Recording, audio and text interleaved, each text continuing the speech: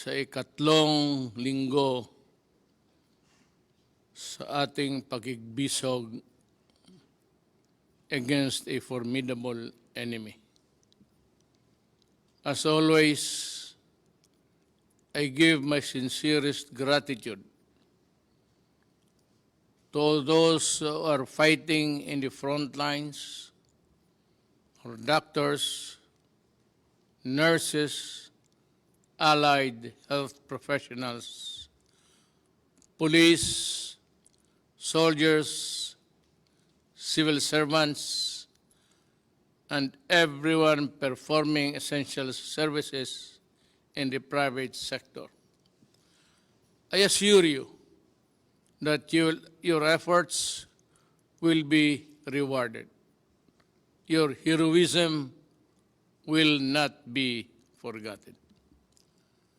Saludo kami sa inyo. Let me thank the LGUs who are doing their best to contain the spread of the virus in your localities. I see that you are employing innovative programs and initiatives to address the needs of your constituents. Yan ang dapat tulungan. Rest assured that the national government is behind you as we safeguard the welfare of our people in your communities. I issued an order through Executive Secretary Medjaldia clearly laying down the responsibilities of each department in implementing the Bayanihan to Heal as One Act. I have given them their marching orders emphasizing the need for sufficient authority so that they do not have to go back to me and ask for clearance for each and every action they have to take.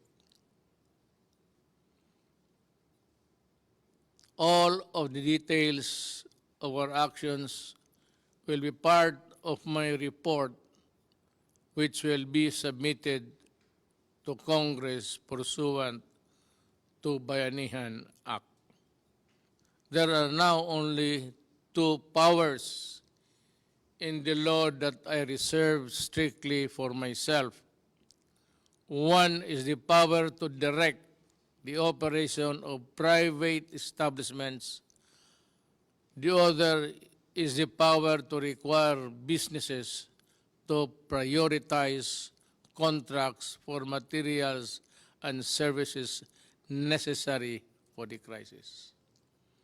I will exercise these powers only when absolutely necessary. The government is now taking action and undertaking several key measures to overcome and recover from the effects of this pandemic. These measures have three main priorities. First, providing emergency assistance to affected sectors. The second, securing facilities for resources for the health sector. And third is performing fiscal and monetary action for the economy. First, the government is now launching the largest and widest social protection program in our country's history. Pinakamalaki itong tulong ng ibibigay ng gobyerno sa mamamayan sa history natin. Nagkaroon ng problemang ganito. To make up for the loss of economic opportunities due to quarantine measures in the place of COVID-19. We have allotted 200 billion pesos for low-income households who are badly affected by the current crisis. Sila ang nasa informal sector and those who live day-to-day on subsistence wages or no work, no pay. Arrangements, beneficiary households will receive emergency support for their 2 months based on the regional minimum wage. However, I still count on everyone to also look out after their fellow men, their countrymen. To those who have more in life, I implore you to share in the cost of taking care of the less fortunate and keeping our society intact. They have also contributed to our prosperity in one way or the other. So let us support them in this crisis. Okay. Let it be said that in the hour of our country's greatest need, we all look out for and help each other. Buksan natin ang ating puso sa nangangailangan. I also appeal to the private sector to contribute in any way you can in dealing with this national emergency. We implore employers to do their part in protecting the welfare of the millions of Filipino households that belong to the formal sector and depend on their employers for continuous livelihood. For those who have silently helped away from the cameras, maraming salamat po. The government will provide a recovery package, especially to micro, small, and medium enterprises to help deal with the economic effects of this pandemic. My economic team is already creating the guidelines for this as I speak.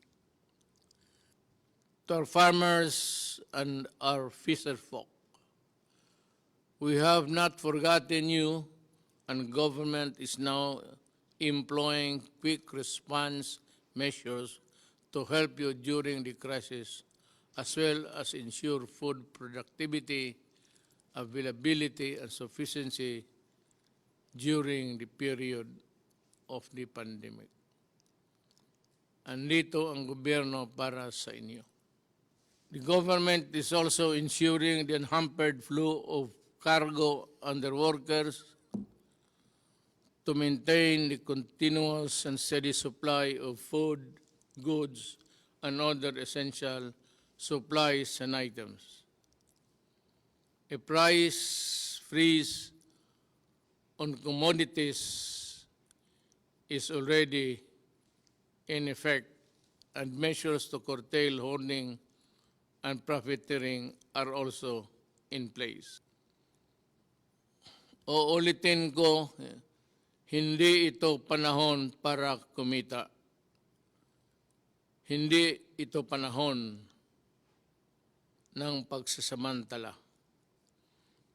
Food packs and essential non-food items are also being distributed on LGUs in Metro Manila and the rest of Luzon. Contaminated areas in the Visayas and Mindanao are receiving similar assistance. More will be given to augment the requirement of LGUs in the coming days as we repackage the items in our stockpiles. Gagawin ko lahat para walang magutom.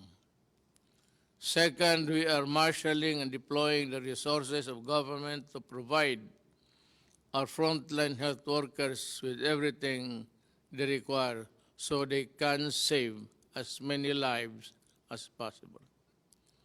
We are now procuring medical supplies, devices, and personal protective equipments. About 1 million medical protective items are being acquired right now, with the government and the private sector working together to purchase or produce the necessary quantities.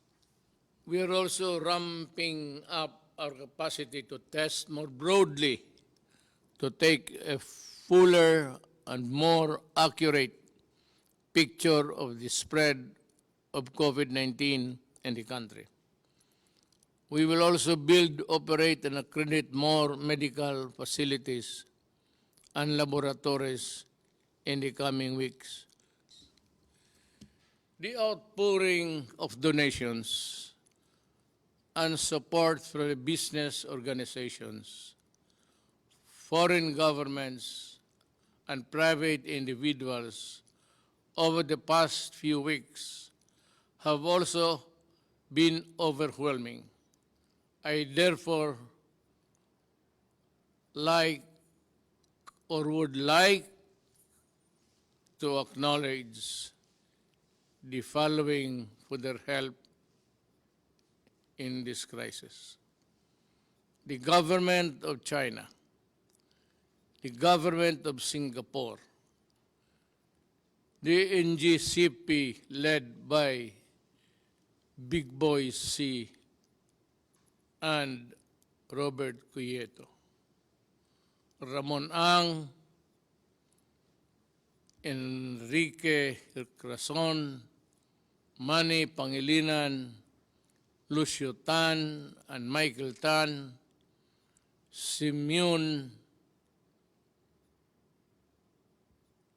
Kayo of Shop, Philippines, Century Peak Corporation, Gutianon Yap, Udema Foundation of Dennis Oy, also Robert Singh, Archie Po, yung who suffered loss, mga buhay niya, empleyado niya, pati yung aeroplano na crash on a evacuation mission to Japan.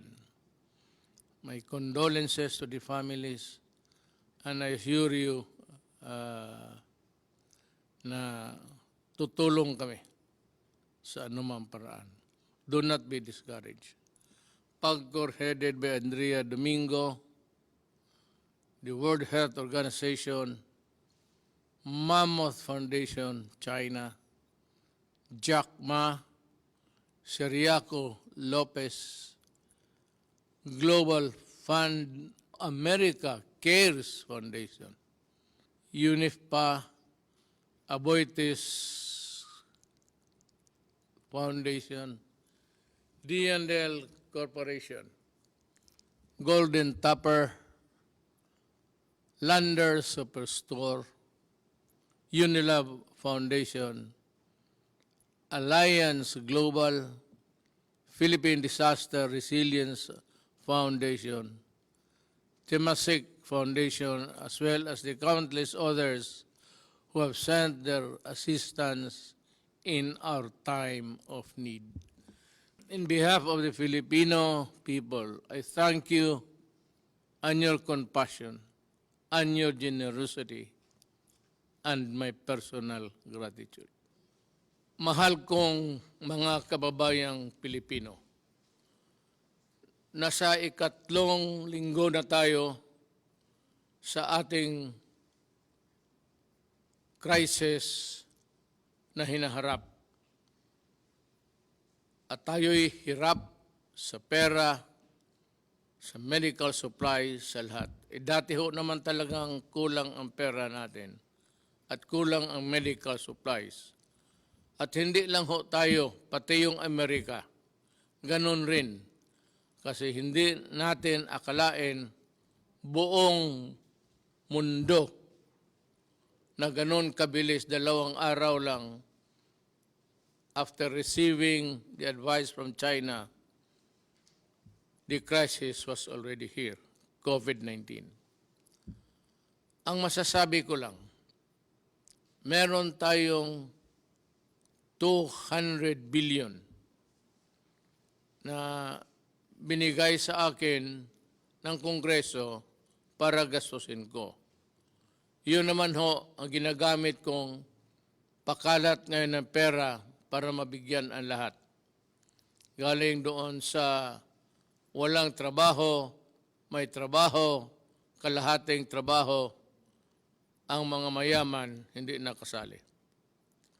Ako na may umaasa na itong ating mga trabahante na Pilipino ay gawin nila ang lahat para sa pakanan ng ating bayan. At ang kami dito, gawain ko ang buong kaya kong gawin para ho sa inyo. Kaya nga hindi ako nakalabas, ilang araw, 2 araw. Pero usually, in times of crisis, kailangan ang isang trabahante ng gobyerno na binigyan ho ng trabaho para humarap sa inyo, makipag-usap sa inyo. Ito ho ang garantiya ko. Ginagawa namin ang lahat ng makakaya namin. May mga doktor na, mga nurses, attendants na matay. Sila yung nasawi ang buhay para lang makatulong sa kapwa. Napakaswerte nila. Namatay sila para sa bayan. Yun ang dapat, ang rason na bakit tayo mamatay.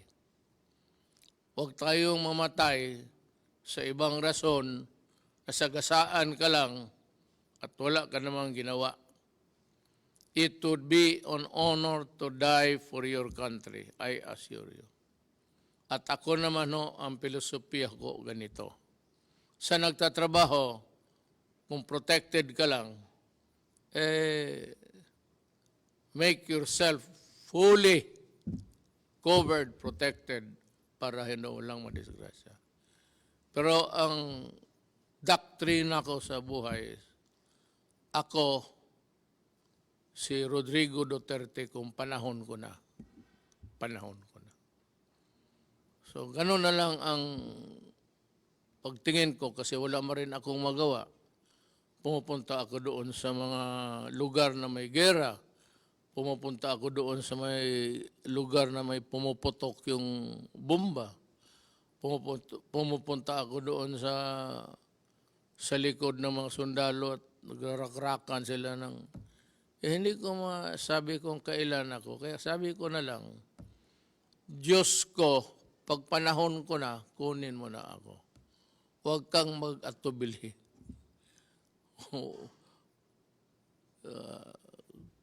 Bahala ka na.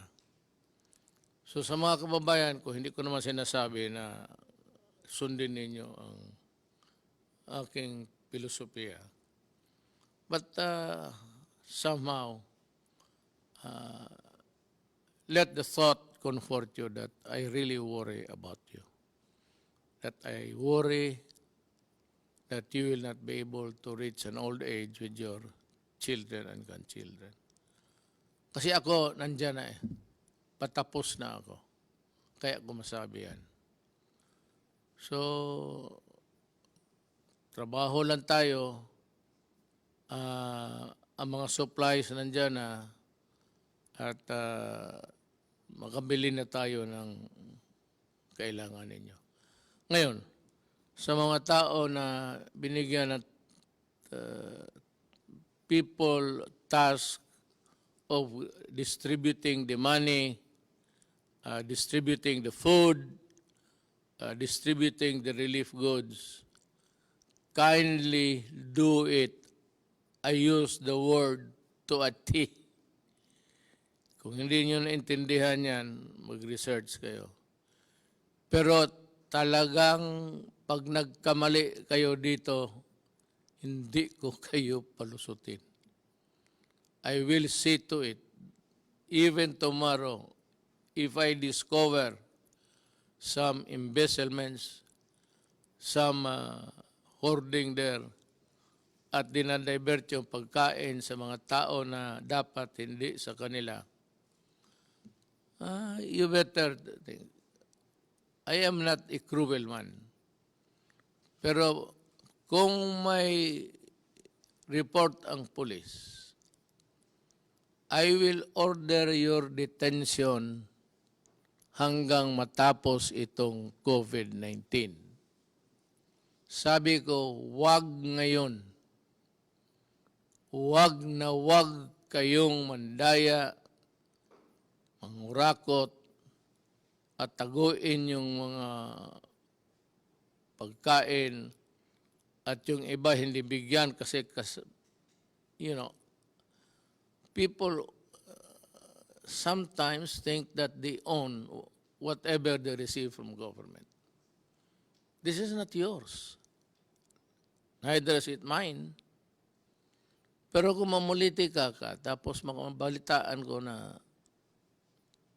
yun ang nagawa mo, I will suspend you ora mismo. And for those who are really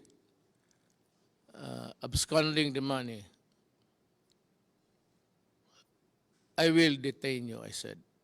And maybe I will release you pagkatapos ng COVID. Hindi ako nananakot. Nagpapasalamat ako sa buong lahat ng aking mga doktor who are honest, at talagang natatrabaho. Sa inyo po, personal kong gratitude na hindi mabayaran ng pera. Ang papasalamat rin ng taong bayang Pilipino. Salamat po. At ako'y regularly makipag-usap sa inyo until this crisis is over. Huwag kayong matakot ngayon. Huwag na huwag kayong matakot kasi sabi ko may pera ako at kung meron man ang palpak-palpak dyan kunti, ayusin namin yan. Ayusin ni Lorenzana yan, the implementor, pati ni Anyo sa DILG. Ato si Galbeso, puro military na yan sila.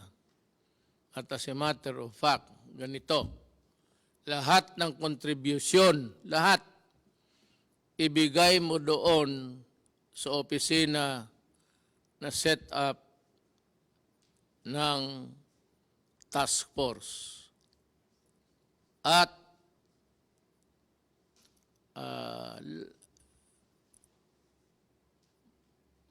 kung may releases man lahat, accounted dyan, tapos then there's another audit in the integrity of the procedure. Yan lang po, papasalamat ako sa lahat ng trabahante ng gobyerno nandyan. At ako naman po at the same time, nagbibigay ng warning.